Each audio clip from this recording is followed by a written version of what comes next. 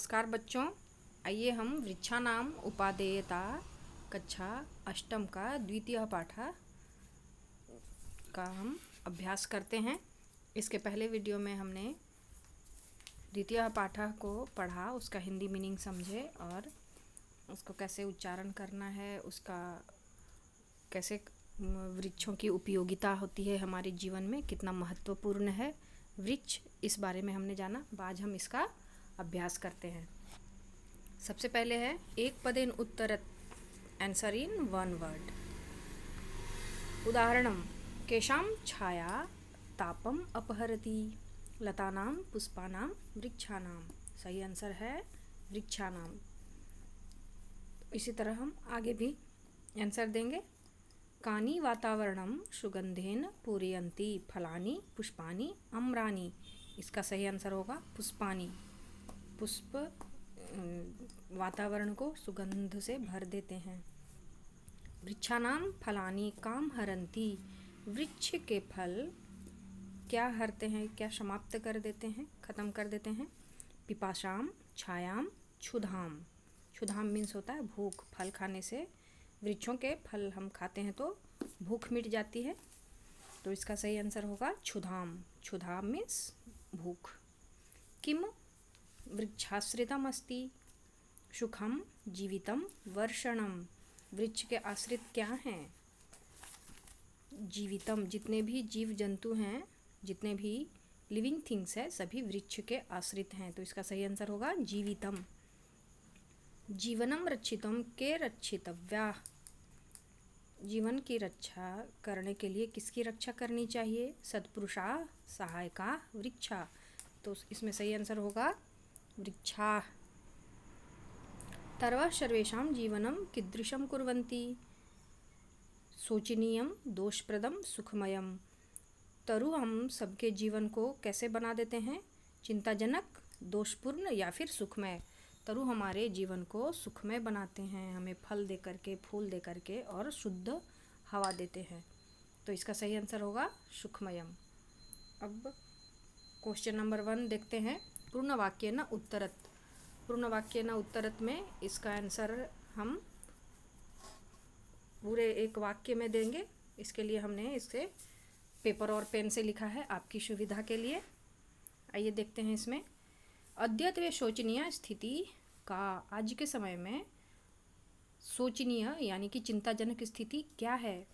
इसका आंसर होगा अद्यत्वे वृक्षाणाम संख्या प्रतिदिनम अल्पतरा संजायते। आज के समय में वृक्षों की संख्या दिन प्रतिदिन कम होती जा रही है, यही सबसे चिंताजनक स्थिति है। वृक्ष हमारे जीवन के लिए महत्वपूर्ण है और उनकी संख्या का कम होना चिंताजनक है। ख है कीदृशाः वृक्षा स्मान् उपकुर्वन्ति। पेड़ हमारे लिए उपकार करते हैं। किस प्रकार के पेड़ किस तरह से हमारी उपकार करते हैं? तो है हरिताः वृक्षा, पुष्पिताः वृक्षा, फलिनः वृक्षा स्मान् उपकुर्वन्ति। हरे भरे पेड़, पुष्प से भरे हुए पेड़ और फल वाले पेड़, मतलब जितने भी प्रकार के पेड़ हैं वो हमारी हर तरह से उपकार करते हैं।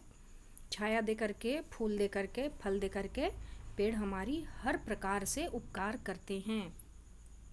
ग है वृक्षान प्रति अस्माकं किं कर्तव्यमस्ति। अब पेड़ हमारी हर तरह से हम उपकार करते हैं तो हमारे भी तो कुछ कर्तव्य हैं पेड़ों के प्रति।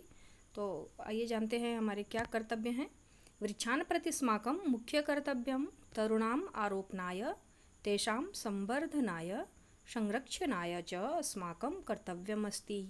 वृक्षों के प्रति हमारा जो है मुख्य कर्तव्य है कि हम पेड़ पौधे लगाएं, उनके संवर्धन के लिए, उनके संरक्षण के लिए हम अपने कर्तव्य को निभाएं, यानी कि उनका बचाव करें, पेड़ों को लगाएं और उनकी देखभाल करें, उनका संरक्षण करें। यही हमारी परम कर्तव्य है पेड़ों के लिए। क्वेश्चन नंबर घ है वृक्षा किमर्थम रक्षितव्या। वृक्षों की रक्षा हमें क्यों करनी चाहिए, किस लिए करनी चाहिए?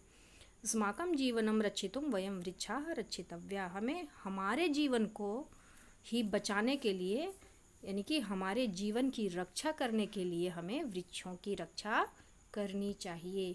वृक्षों की रक्षा करेंगे तभी हमारा जीवन जो है सुरक्षित है। अब आइए देखते हैं नेक्स्ट क्वेश्चन। Question number 2।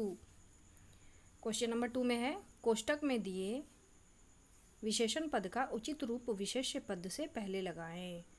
कोष्टक में जो दिया गया है वो विशेषण पद है और उसे विशेष्य पद के पहले लगाना है। आप जानते हैं कि संज्ञा और सर्वनाम की विशेषता बताने वाले शब्द को विशेषण कहते हैं, और हमारा विशेष्य क्या हो गया? वही संज्ञा या सर्वनाम जो शब्द है वो हमारा विशेष्य है। यहाँ पे है सुखमय और जीवनम। सुखमय हमारा जो है विशेषण है, जीवनम के पहले हमें इसे लगाना है क्योंकि ये विशेषण है। तो सुखमय क्या बन जाएगा? सुखमयम। सुखमयम जीवनम। सुखमयम विशेषण है और जीवनम विशेष्य पद है। ख में है ब्रैकेट में परम और इसका विशेष्य है कर्तव्यम। तो परम में हम इसको विशेषण बनाते हैं। इसका सही रूप देने के लिए हम इसे लिखेंगे परमम। परमम कर्तव्यम। ग में है वृक्षा और ब्रैकेट में है इसका विशेषण है हरित। यहाँ पे वृक्षा बहुवचन में है इसलिए हरित को हम इसको भी बहुवचन बनाते हैं, तब ये बन जाएगा हरिताः। हरिताः वृक्षा। फिर है दोषप्रद तत्वम। तो दोषप्रद को हम इसका पद बनाते हैं दोषप्रदम। तो हो जाएगा दोषप्रदम तत्वम। विशेषण हो जाएगा दोषप्रदम और तत्वम विशेष्य पद है इसका। फिर है वृक्षानाम। वृक्षानाम में षष्ठी विभक्ति लगी हुई है और यहाँ ब्रैकेट में है हरित। हरित में हम षष्ठी विभक्ति लगाएंगे तो ये बन जाएगा हरितानाम वृक्षानाम। फिर है संख्या और बीच में है अल्पतर। अल्पतर को हम अल्पतरम लिखेंगे, अल्पतरम संख्या। अब क्वेश्चन नंबर 3 देखते हैं हम। क्वेश्चन नंबर 3 में है, इसमें ब्रैकेट में ऑप्शन दिए हुए हैं और हमें इसमें भरना है। मधुरानी शंति आम्रा, आम्रानी या आम्रम। इसमें सही क्या होगा? इसमें सही होगा आम्रानी। आम्रानी बहुवचन है, आम का बहुवचन होता है आम्रानी। आम्रानी मधुरानी शंति। फिर ख में है तानी प्रायः डैश रुचन्ते शर्वान सर्वेषां सर्वेभ्यः। यहाँ सही होगा शर्वान। तानी प्रायः शर्वान रुचन्ते। अस्मान महत् उपकुर्वन्ति वृक्षः, वृक्षः या फिर वृक्षाः। यहाँ पे वृक्षाः बहुवचन है तो यहाँ हो जाएगा वृक्षाः अस्मान महत् उपकुर्वन्ति। घ में है तेषां जीवनम परोपकारम परोपकारेण या फिर परोपकाराय।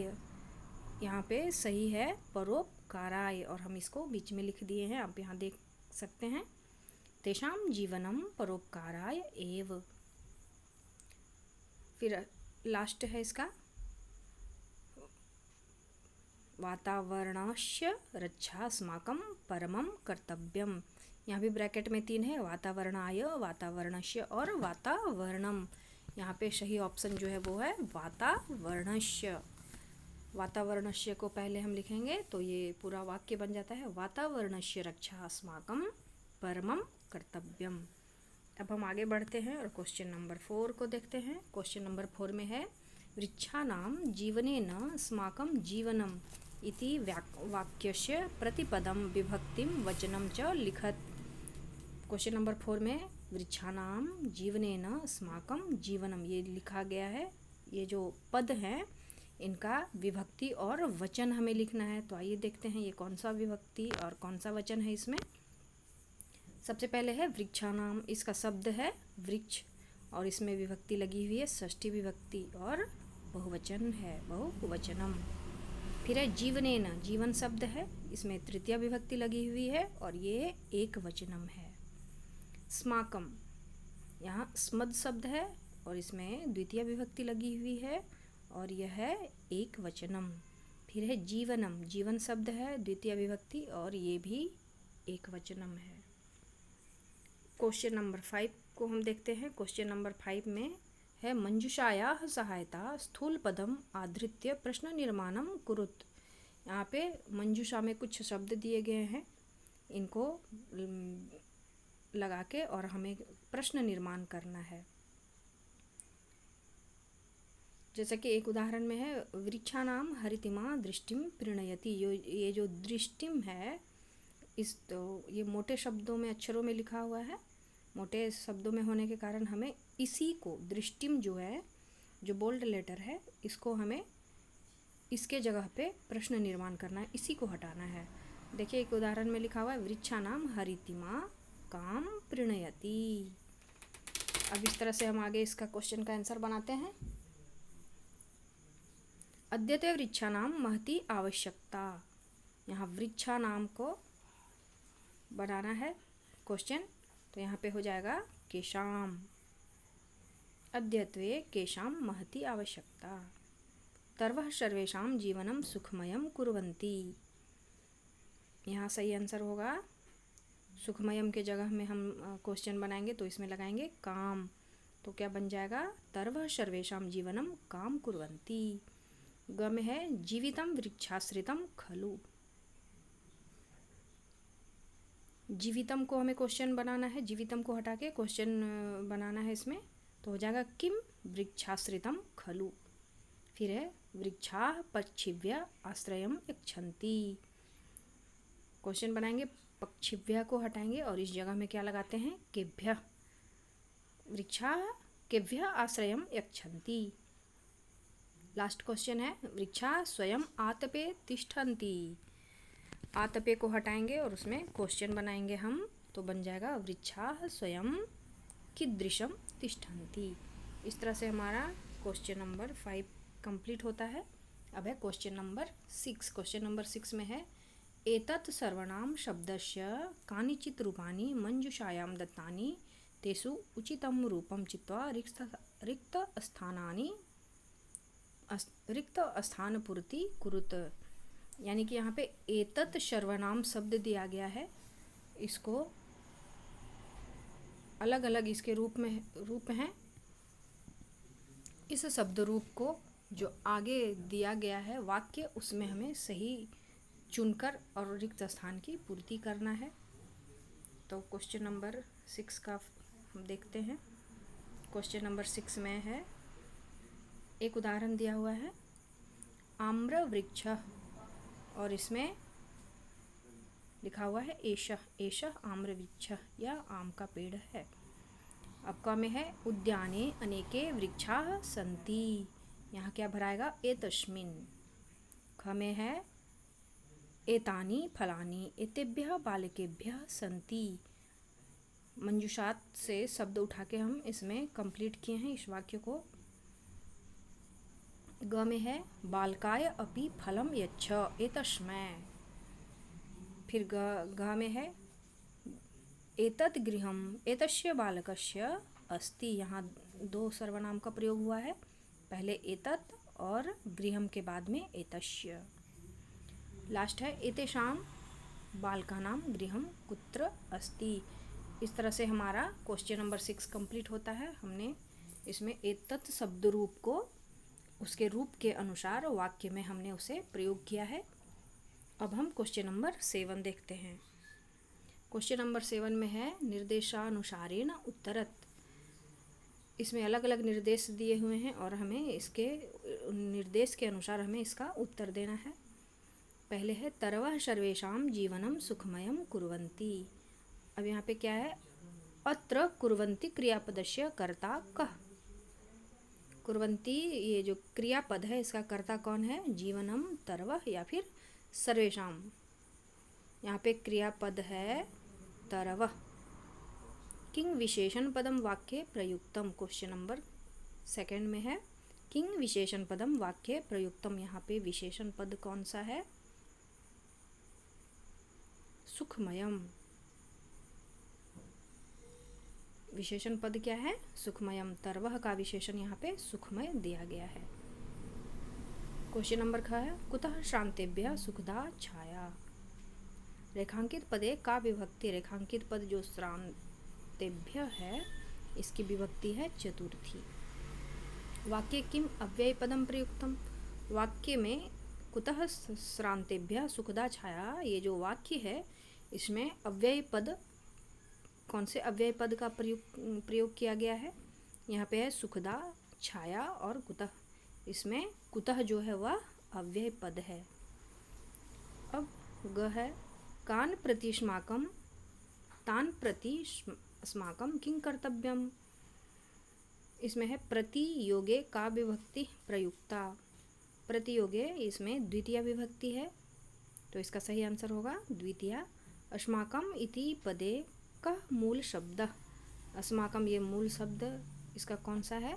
ये अस्मद, अस्मद इसका मूल शब्द है। अस्माकम का मूल शब्द होता है अस्मद। तो इस तरह से हमारा क्वेश्चन नंबर 7 भी कंप्लीट होता है। और अब हमारा ये चैप्टर कंप्लीट हो रहा है। इसके पहले वीडियो में हमने इसको, इस चैप्टर को पढ़ा और अब हम इसका अभ्यास कंप्लीट किए हैं।